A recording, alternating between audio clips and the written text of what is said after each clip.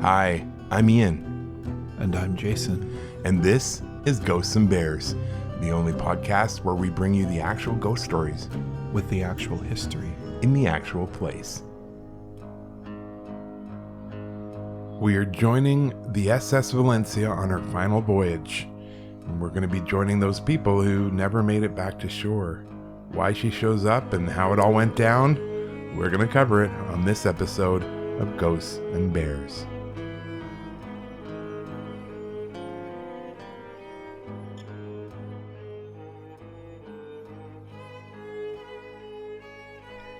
Welcome. Thank you for joining us. Yes, welcome. We have a fun one. Well, fun for us, not fun for the people involved. It involves ships.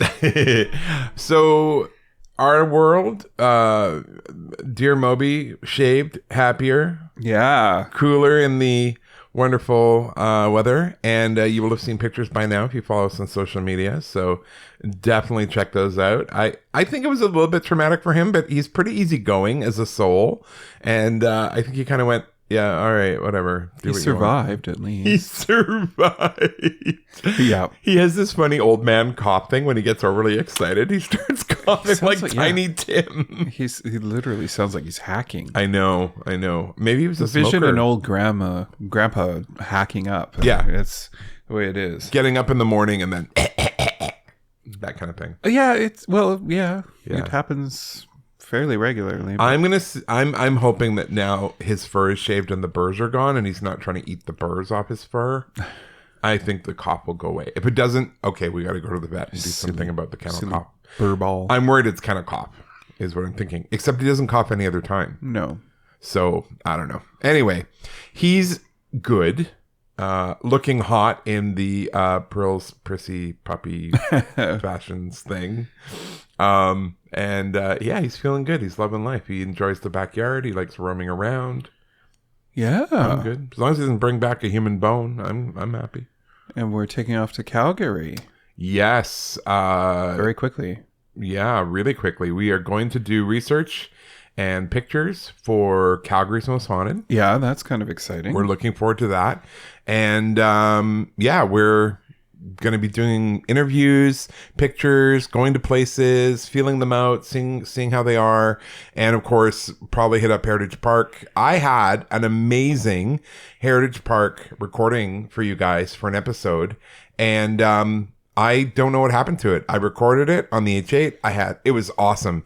And then it was just gone. I've never seen it again. And I don't know where it went. So it disappeared somewhere on the hard drive. Exactly. So, and technically, when this episode drops, we will be in Calgary, but it's true. Yeah, it's true. It's just a couple days away. It's kind of exciting. Yeah. No, I think it'll be fun. Well, we get to see my mom and my brother Yep. and everybody. So that'll be fun to go to and Debbie and, all those fun people. So yeah, it'll be good. It'll be really nice to see everybody. I hope we can go one year during Stampede. That would be really fun. Yeah. Because I haven't been back in Calgary for... Stampede is basically like white people pride. I think you could call it that. I have no idea. It's everyone wears cowboy hats. Drinking during the day is permissible. No one does any work for like a full 10 days. I've never been to the Stampede. No, well, that's not true. We went. Oh, yeah, we did. Yeah. Yeah. No, but I've never experienced the whole thing. Right? True. And if you play your cards right, you can eat free every single day. Wow. There's always a Stampede breakfast somewhere. And a lot of places do Stampede. Ooh, big barbecues. Sky barbecue pit. We're definitely going there when we hit Calgary. Oh, yeah. I'm looking forward to that. Big Sky. I did that in April. It's hard to believe Barbecue. that's, 3 months ago, Yeah. wasn't it? Yeah. Well, literally 3 months ago. Yeah. Because I dropped off the Lexus to Randy Hill. He's Yeah. a car collector. So Yeah. that was a good drive. Scary. A little bit scary. Yeah, I did. I hit a rough patch of insane weather between Hope and Merritt on the Coquihalla. Jason called me from there and he goes, I'm pulled over. Yeah. I can't see in front of me. I can't see the road. What do I do? Because it was blizzarding so bad. Yeah, and I'm like, I came down into the valley into Merritt and... Oh, and it was cell dry. service. I was excited. I was like, oh, thank gosh. The blizzard's done. It's dry on the highway. The Coquihalla has kind of two... It comes down to the Valley of Merritt. So it's basically built between Hope, which is Greater Vancouver, and Kamloops. But there's kind of a big climb, big decline, and you descent into Merritt, and then another climb, and then descent into Kamloops. And, you know, I felt like, I beat the blizzard. That's fine. Just keep going, because my book tonight was in Kamloops. So I start climbing on the north end of Merritt on the Coke. 5 minutes at doing 110, 120 kilometers an hour, bone dry, and all of a sudden, bam. Yeah. A blizzard. The worst I've ever seen. Welcome to the mountains, baby. Like, it was, the snowflakes were literally 5 inches in diameter. Wow. And I'm not joking. I literally was. I'm doing this. That's why there was a delay. I'm doing a circle on my hands, and it was mesmerizing. And my headlights, the Lexus had adapted headlights to LEDs. So there was no heat. So within about 20-30 seconds, they were completely ineffective. Yeah. Completely ineffective. Yeah. And then the window wipers, I had them on high, and the car was warm, but you get that, for any listeners who had been through bad storms, the window wipers were completely ineffective after about 10-15 seconds, because they just became crunchy snow right on the edge and the bottom of the window wipers. I was in an ice storm like that in Quebec one time. I literally engaged the ABS to slow down, because I couldn't even see. I couldn't see the black road in front of me. Literally in front of the car, I could not see the road. I know. When I was going through that ice storm, I had to get my driver's door open every 10 minutes or so, because the storm was literally encasing the entire car in ice. Yeah. And I realized if I didn't keep opening it, I wasn't going to be able to get out when I got to where I was going. Yeah. It was so bad. It was so scary. And the storm was literally chasing me. Yeah. So, yeah, I segued into that. But I basically went to Calgary. So, back to the Calgary. And then flew back and sold the car to a nice gentleman. Yeah. He loves it. But this is why we live here. Ian's mom met his brother. And that was... it was a fabulous little story. We all met at his huge estate south of Calgary in Foothills. And I dropped off the Lexus, and I saw some just amazing vehicles, like, 66 Stingray, a GT350 from the 60s. He just sold a one-of-one GT500 in the 60s. Very cool. That was signed by Carroll Shelby. Wow, himself. That's neat. He had Ernest and Julio Gallo's Rolls Royce. Just beautiful cars, 500 SL, 300 ZX twin turbo. You know, if you're a car enthusiast, this was just heaven. Anyway, so we sit down, and ironically enough, Ian's mom just starts talking to him, and she loves cars. She just loves cars. Who knew? This woman constantly surprises me. She had a little... Oh, God. Austin Healey. Austin A400, A440. A very small little car. And Randy stops her in her tracks, because she was talking about it being British green. Right. British racing green. And it was the first car she learned to drive on. Yeah. Back in the 1800s. Get this. Her brother just finished restoring... His brother. Yeah. Not her brother. His brother just finished restoring. I think I was clear about that. The same car she learned to drive on. In fact, it might have been hers. Mm-hmm. And she just sat there stunned. Yeah.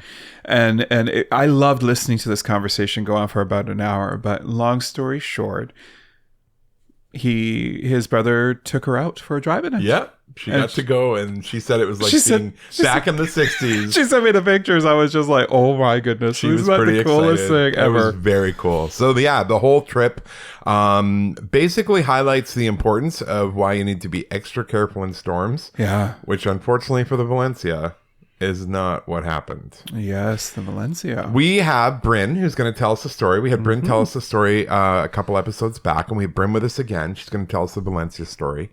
I love this story. It's, again, I've talked about this before.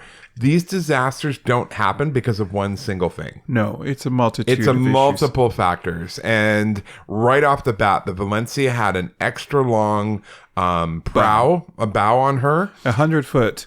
So it made it very hard to paint the picture for the bridge to see anything. And So in fog, that was disastrous. Typical cruising speed is 11 knots, which is pretty slow. It was very slow. And people didn't like the ship. No, and it wasn't well suited for passengers because it was very open to the elements. And the other problem was she was a bit of a hybrid because she was built in 1882, and then she got retrofitted with steam engines. And the problem was they kept her rigging and masts and all the good things from when she was a sailing ship, but they also threw in the engines. So she was a bit of a Frankenstein's monster ship. No, it's like our vessels now. She's a hybrid.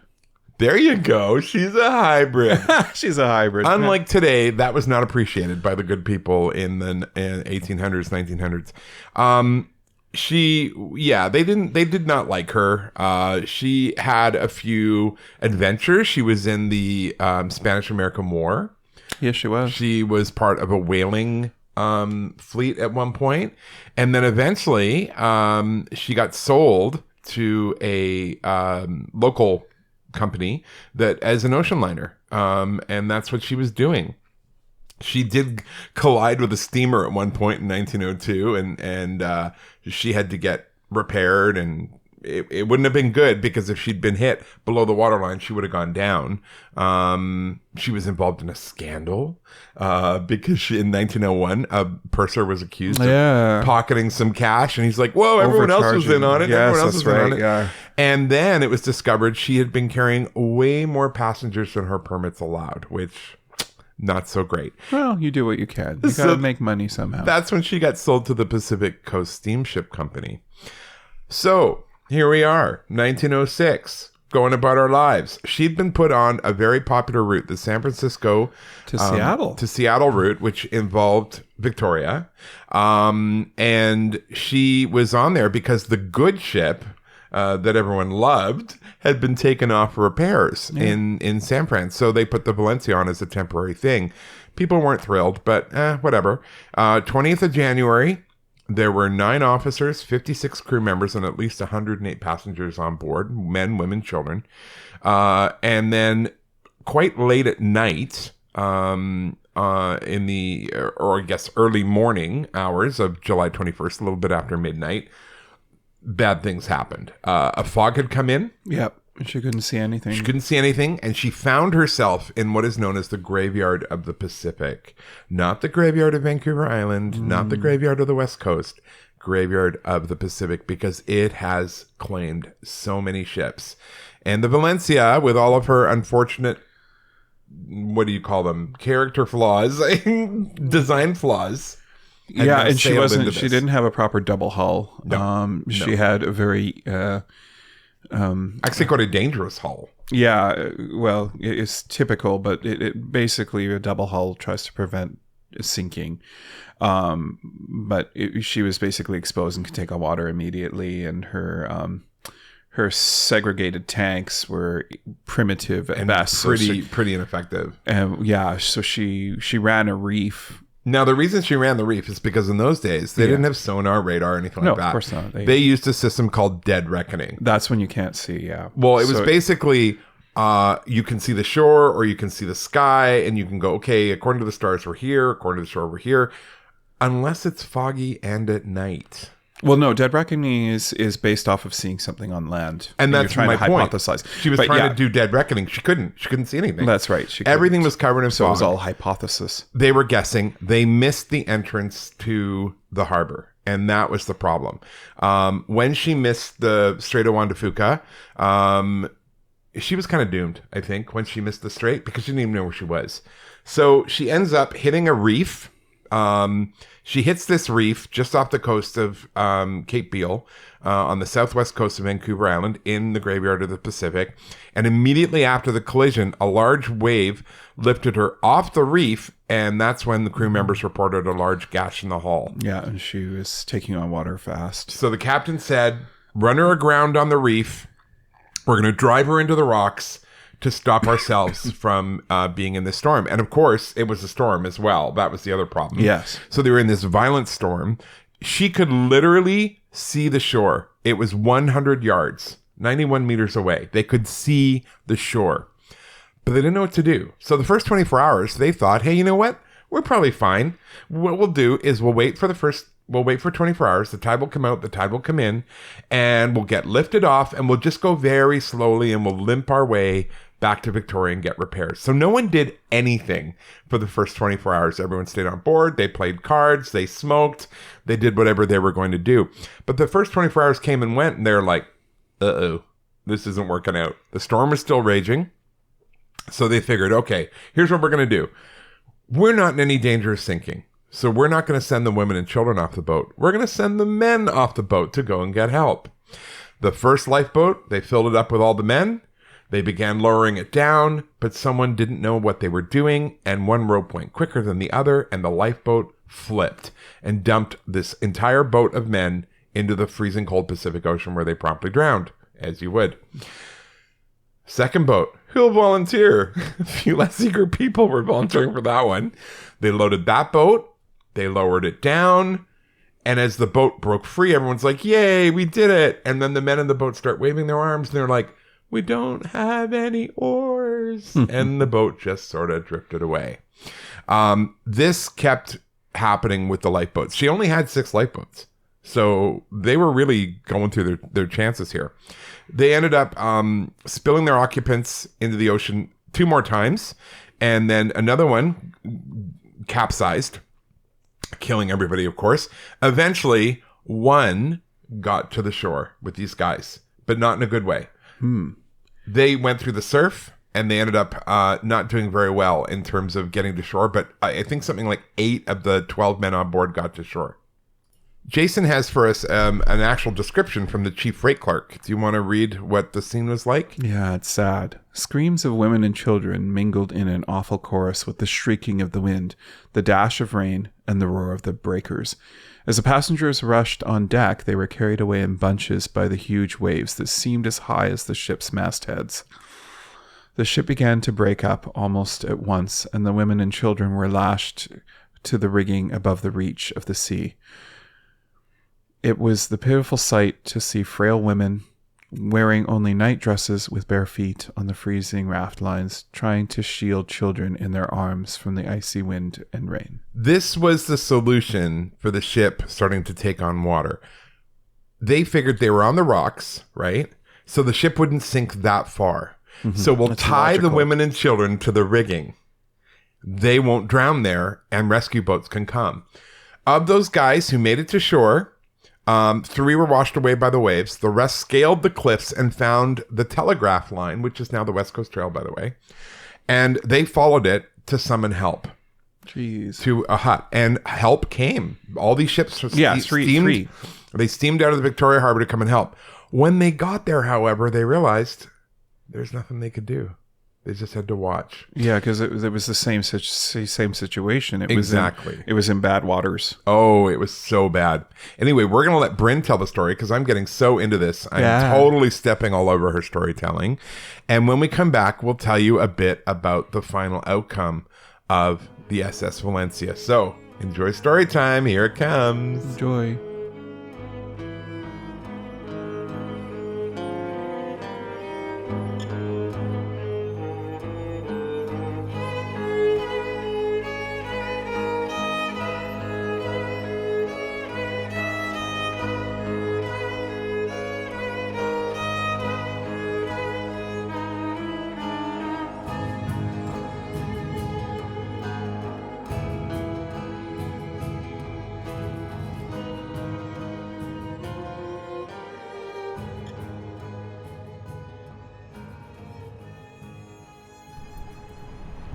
All right, welcome back to Story Time. We are here once again with the lovely Bryn. Always a pleasure. Thank you for being here. Hey.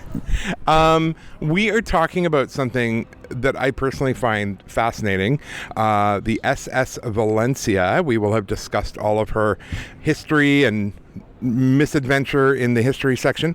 But you're going to tell us a bit about what happened on her final voyage, and then fill us in a bit on the ghost story side of things. So that's kind of exciting. I should say, full disclosure, we are not in the location where the SS Valencia went down. That's about an hour and a half drive, coupled with about a 45-minute hike through the woods. And I love you people, but I have my limits. So we are recording this in the place where the boats that were going for the rescue would have steamed out from. And that's about as close as we're going to get. So I think that's fair. So Bryn, please tell us about the history and the sinking of the SS Valencia. The Valencia. This one is always a fun story to tell, because no matter when you're looking out over the ocean, you can imagine masts of unseen ghost ships just rolling in from the far-off lands. Victoria is known for a lot of hauntings, of course, but we're surrounded by water, and naturally that's one of the reasons that we're suspicious that it has so many hauntings. That salt water has a tendency to alter the flow of energies, however you want to interpret that. It does mean that there's that extra added bonus because we're so inundated by that barrier, let's say. The Valencia is one of many of the ships that went down in the graveyard of the Pacific before accurate maps were done, before the advent of technologies that help us find underwater hazards. We had a bit of a career of sinking ships off the left-hand side of Vancouver Island. It's not the graveyard of the Pacific Northwest. It's not the graveyard of the North Pacific. The entire Pacific Ocean. We did it out of sport. No. A lot of commerce and just bending of rules. But and do you think this just occurred to me? But because of maritime salvage laws, if you were a rather unscrupulous human being, you would probably set up camp over there, knowing that good things were going to roll in off the waters. It's possible, but I think we often lose sight of the fact of how rural, how incredibly spacious it is out there. You can hide anything. Like, just look at the number of smugglers that can hide just about anything and have throughout those years. But the Valencia was just a plucky little sailing vessel. She had been in the Spanish-American War, if I remember correctly, at first, and retrofitted. So she made a kind of Frankenship profile. They kept her masts and riggings to keep her as a sailing vessel, like theoretically, but they also put the engine in there so that she could drive practically. And apparently the prow of the ship was like 100 feet ahead of what you could see, which gave her the impression of looking fast. She wasn't fast. But the other problem was the fact that the prow was so long, it really was not good for spotting danger. Which makes utter sense. Yeah. Things that we've learned in hindsight. We design things better. We have better means now. But the Valencia, through bad design, overconfidence, lax safety policies, whatever angle we want to take, whatever story we want to tell, she ran aground off what we now call Valencia Point for reasons that will become clear. And my understanding that at first she just sort of gently ran aground, and they thought that they would get free, but as the tide changed, a hole ripped open within the beast itself, and then the ship slowly started to sink, but slowly enough that they had some time for planning. But even then, when she first ran aground, because they're in the big storm and it was foggy and all that, what I remember reading was they were playing card games, they were like staying warm and having drinks, because they figured, well, the tide will come in, it'll lift us off, we'll be fine. It's a difficult thing for us to frame, the ease of calamity. There's hopefully somebody in charge who's giving instructions. We've no reason to second guess them. Right. This is just something that might have happened. It's well within tolerance, but as it progressed, as the storm got worse, as we entered more and more dark and stormy nights, it became clear that it wasn't a safe situation. The ship's going down, and rescue boats were summoned, but that had its own sort of calamitous episodes. The lifeboats that were launched, one of them got launched without any oars. They kind of let it go and see it drifting off towards Japan. Oops. Whoopsie doodle. Faux pas. So they did eventually get some ship's crew to shore, and they paddled ashore to find the telegraph line that had been installed to help shipwreck victims such as those of the SS Valencia. And they called for help, and help arrived. But unfortunately, I mean, again, see that we don't have any accurate maps, and the weather predicting ability. All of these things are going to hamper the rescue efforts. The first rule of first responders: don't make things worse. So the rescue vessels ended up kind of standing in abeyance, watching the Valencia slowly go down. Because she was left with the masts and rigging for her original sailing construction, the survivors of the slowly sinking vessel were able to be helped. There's a story of a man who couldn't swim himself, but had made the friendship of a young lady, and he saved her by shoving her into the rigging of the ship and tying her to the bits so that she could gently enter the water as the ship disappeared. And hopefully, if she was bobbing in safety, the rescue vessels could pluck her out. From the freezing cold water in January, yeah. From the freezing cold waters of the icy Pacific Northwest. We've all seen Titanic. We know how that ends. Well, it's a little warmer than that. It's not the North Atlantic. It's brisk, shall we say? Though it's not a comfortable dip. Once a year for the skinny dip polar bear swim thing, but no. Yeah, no thanks. It wasn't a voluntary thing, life or death. But she was among the ones who got rescued. There were a scant few survivors, of course, and they were brought back to Victoria on board the rescue vessels. It was these people who were the first to see the ghost ship Valencia. As they were huddled under blankets on the ships going home, they watched a mysterious fog bank roiling behind the ships that were rescuing them. Occasionally the fog bank would peel slowly apart, and they would see the masts and rigging and the smokestacks from an engine. The unmistakable visage of that Franken ship, the Valencia, steaming behind them. There was even one story where the people saw the ship there, and even more frighteningly, she hailed them. She sent them a signal. And the ship that was the rescue ship didn't know what to do, and they signaled back, and then the ghost Valencia just kind of disappeared again. It's crazy things happen out there, and sometimes we can absolutely kind of circle these back into radio signals that get bounced off of odd places and echoes, but the Valencia is seen from so many different angles. These days, we feed the west coast of Vancouver Island volunteers who go off on hiking adventures. As you mentioned, I mean, this is why we're not out there. It's quite the struggle to arrive at Valencia Point. But those who are testing their mettle against the West Coast Trail have had experiences as they sit and wait. That fog bank and the whole trip of the Valencia, a very short trip steaming towards shore before it sort of lists and sinks. They even say that you can hear the screams of the women and children as you see the steamship sink slowly beneath the waves. Which isn't really why people go into nature to de-stress. No, generally speaking, no. This is an odd one. It really is. The other part of the story I found fascinating was the guys who made it off the ship, and again, this is just when I was researching, they got in trouble afterwards because the first ship tipped upside down and killed everybody on board, the first lifeboat. The second one, as you mentioned, went off without any oars, which had a strange fate, which I'll let you fill us in on. And the other thing was there was something called a Lyle gun, and I just learned about this, and the Lyle gun was on these older boats, so that if a ship struck a reef like the Valencia did close to shore, because she was only like 100 yards away from shore, they could shoot the Lyle gun onto the shore or even onto another ship and then use that line to be either towed to safety or get people across or whatever.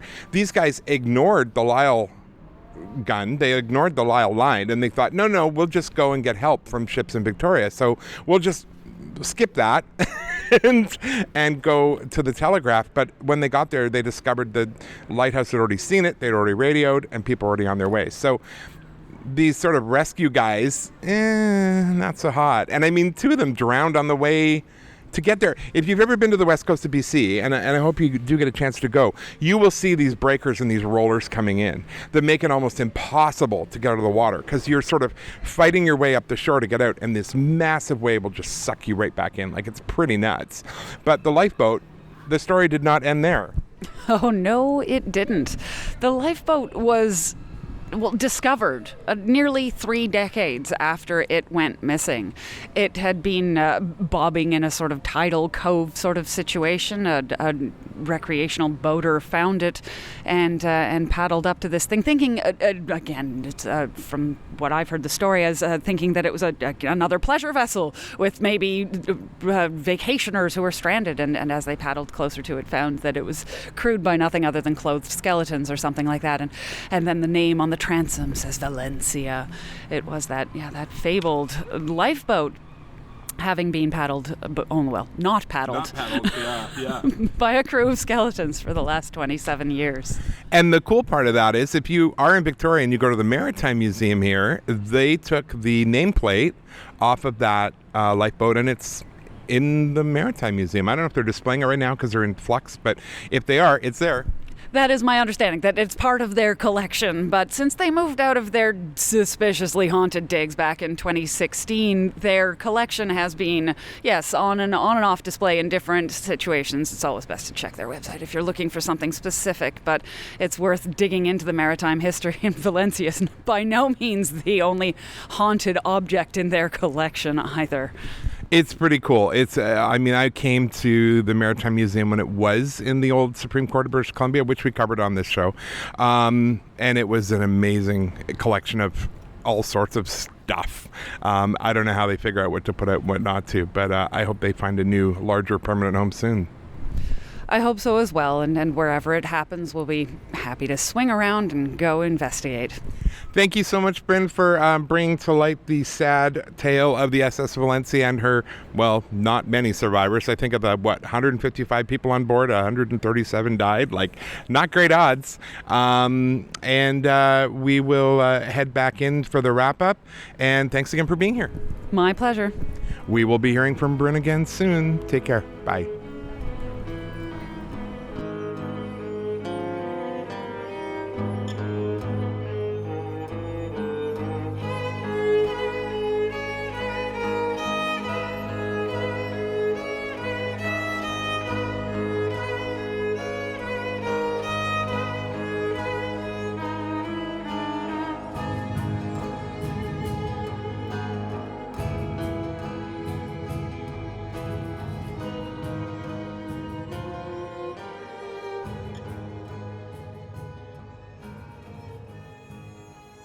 So that was the story, and there's some other little details that we sort of stumbled across. Mm-hmm. Those 3 ships, they didn't come. They sent a bunch of ships the morning of the 24th of January. So these poor people had been on these rocks for 3 days when help finally came. They sent people from Seattle with doctors, nurses, medical supplies, members of the press, experienced seamen. But when they got there, like I said, they were unable to approach due to the severity of the weather and the lack of depth charts. They couldn't put themselves in danger to try and help the group. They eventually, because the ship began tearing itself apart, they did end up they searched the coast for several hours. They eventually found one life raft carrying 18 men, but no other survivors were found. The second life raft eventually drifted ashore on the island in Barkley Sound, where there were 4 survivors found by the island's First Nations people and taken to a village near Ucluelet. That's quite a ways down. Yeah, it is. When the overland party arrived, they could see dozens of passengers, and this is the saddest part, clinging to the rigging and the few unsubmerged parts of Valencia's hull. Keep in mind, that's where all the women and children were. They were tied into the rigging. Not long afterwards, the ship's lone funnel collapsed, and with the funnel being the last full means of protection to anyone on board, the waves were now able to completely wash over Valencia's deck, leaving all at the mercy of the waves. Without any remaining lifelines, however, they could do nothing to help the survivors, and within hours, a large wave washed the wreck off the rocks and into the ocean, and the remaining passengers drowned. They were beaten to death against the rocks or clung to the wreckage as they were swept out to sea, dying of hypothermia pretty quickly. Awful. So sad. Awful, awful, awful. It is actually one of the absolute worst disasters for the time. And people were very interested after this, trying to figure out what was going on. Within days of the disasters, the U.S. Marine Inspection Service launched an investigation into the incident. In fact, a second investigation was launched by President Theodore Roosevelt. Its purpose was twofold: to determine the causes of the accident and to recommend how to avoid such loss of life in the future. They did a final report in 1906, and the reports agreed on the causes of the disaster: navigational mistakes and poor weather. Safety equipment was, for the most part, in working order, but lifeboat drills had not been carried out. Ouch. According to the report, the crew of the rescuing vessels did as much to help Valencia as could be expected under the circumstances. The loss of life was attributed to a series of unfortunate coincidences, aggravated by a lack of life-saving infrastructure along Vancouver Island's coast. They wanted to see a lighthouse put up between Cape Beale and Carmana Point, and the creation of a coastal life-saving trail with regularly spaced shelters for shipwrecked sailors. It was also recommended that surf boats, the kind of boats that can go over the wave that comes to shore, be stationed at Tofino and Ucluelet, and that a well-equipped steamboat be stationed at Banfield. The Government of Canada immediately set to work building a lighthouse and a trail, and in 1908, the Pachena Point Lighthouse was lit, and in 1911, work on the trail, later known as the famous West Coast Trail, was completed. That's how we got it, was because of the wreck of the SS Valencia. Now, this is interesting. Estimates of how many people died in the sinking vary. Some sources say 117 people died, while others claimed the number of fatalities as high as 181. Wow. According to a federal report, the official death toll was 136 persons.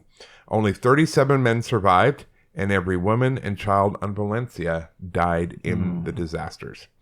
Coincidentally, Valencia's sister ship, the Caracas, was also wrecked on the 9th of December, 1888, shortly after arriving on the west coast as Yaquina Bay. She broke free from her tugboat, ran aground at the bay of her namesake, and was declared a total loss. So, not good things. Bad luck sister ships. Bad luck sister ships. And then you discovered something on here. Yeah, a headstone is located in Seattle on Mount Pleasant Cemetery on Queen Anne Hill. Yeah. For the unknown, tragic, the unknown people. Unknown names of the Valencia. So that's interesting that they set that up. One weird thing was the lifeboat in 1933, 27 years after the disaster, and I believe Bryn talked about this too, they found lifeboat number 5. It was in good condition with much of its original paint remaining, and that nameplate is on display at the Maritime Museum. That's so cool. Isn't that crazy? Basically, but that's now closed. No, it's open. Oh, it's right. Open, just in a smaller place. Basically, we have this amazing boat thing going on. The ghost story around it too, and Bryn talked about this, but there's more where people on the trail as well. The first person who ran into it was a guy in a fishing boat, and this fog came out of the land, which is kind of backwards. Fog usually comes in from the sea. This fog came out from the land as it was right by Pachena Point. And as it came out, he could see the final hours of the Valencia played out. He could hear the screams, the whole deal. And then when it was all over and the ghost ship was gone, the fog pulled back into the forest. And that was that. So neat. So bizarre. And people on the West Coast Trail have seen her too.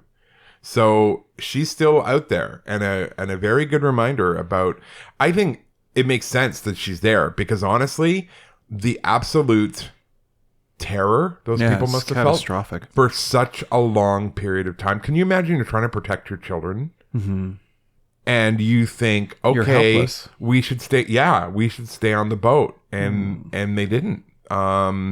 They stayed on the boat, and ultimately that's what's killed them. Like, it's just so awful.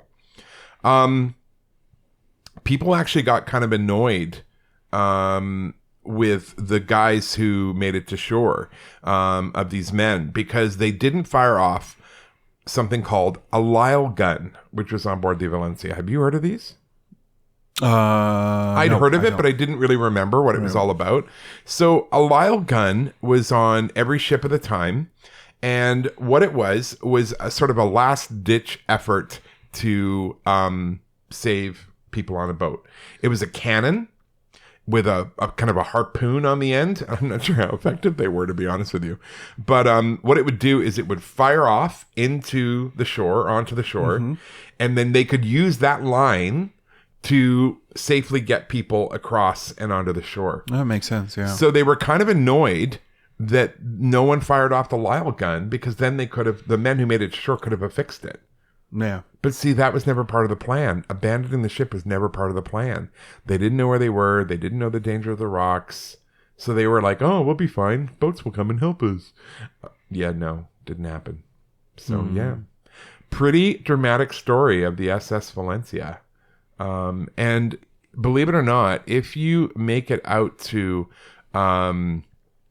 Pachina Bay, there are still pieces of the Valencia on the shore. That's right. That you can go and see. Yeah, it's still considered to be the worst maritime disaster along this stretch of coast. So absolutely check it out.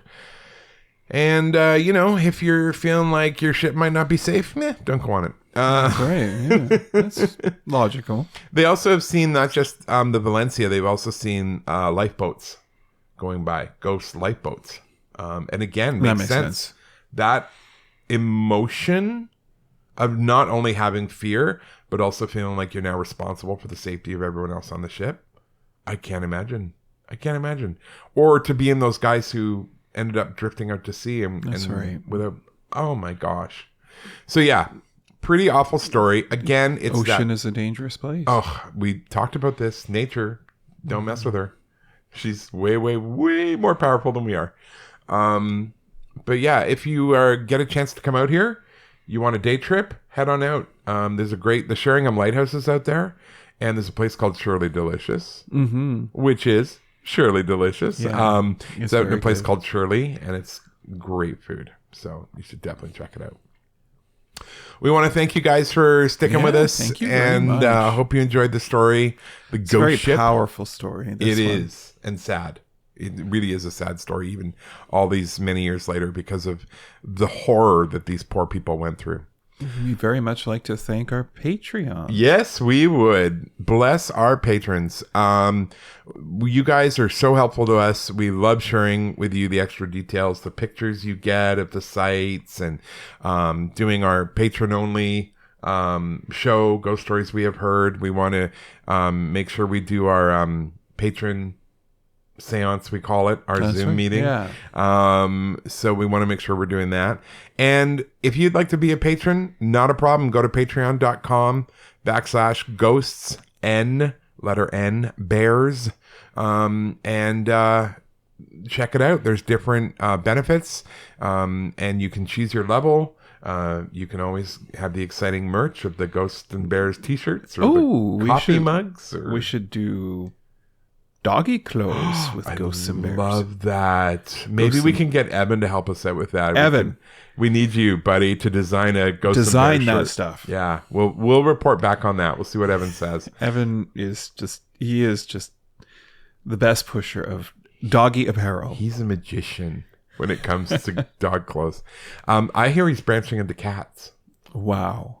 Which is more challenging because they like to lick everything. So I don't know what he's going to do for that.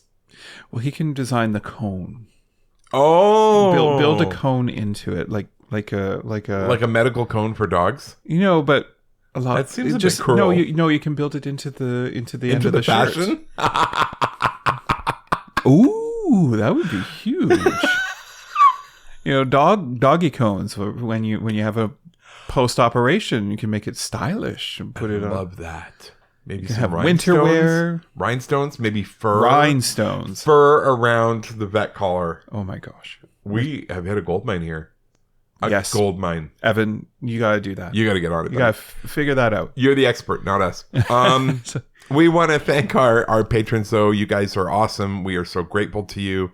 And they include Adam, Bryce, Sherry, Brooks, Marion, Kathleen, Alexa, Debbie, Jackie, Charlotte, Ruth, Rebecca, Mary Frances, Cassie, Gina and Victoria, Sandy, Christopher, David, Ashley, Jeremiah, Elizabeth, BB Nix, Melinda, Jordan, Tammy, James, Taya, Evan, the dog master, Arwen, Steve, Kyle and Charlotte, Catherine, and Mari. Thank you so much, you guys. So that is it for us for this episode of Ghosts and Bears. And do remember, whenever you're out there looking for a cool, fun podcast, we're the only one that gives you the actual ghost story With the actual history. in the actual place. And hopefully someday soon, that place. We'll be with you. Take care, everybody. Bye.